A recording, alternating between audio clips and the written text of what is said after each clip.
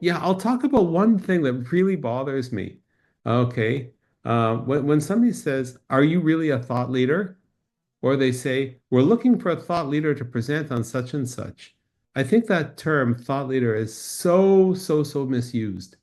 And you know, if we want to think of it, fine. Somebody's got expertise, somebody's an expert, and then there's this very small number of people who are thought leaders.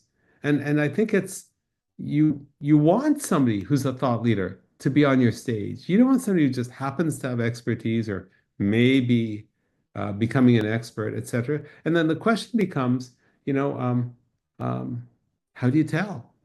How do you tell? So for me, I don't call myself a thought leader, but I certainly have a lot of I certainly have got a lot of thought leadership content.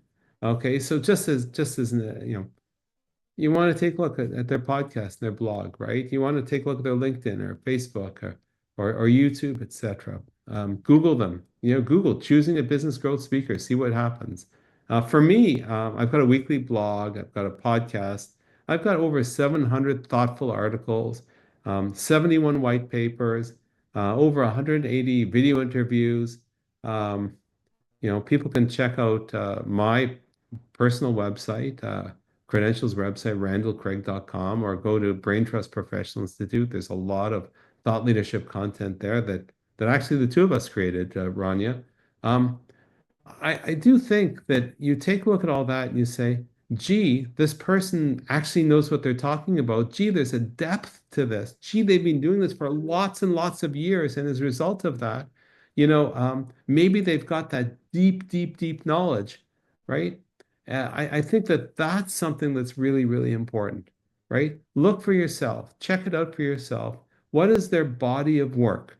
Because if they're going to be on your stage and they're going to be talking about their body of work, that means nothing unless their body of work is delivered through the lens and context of what your audience needs and what your meeting objectives are.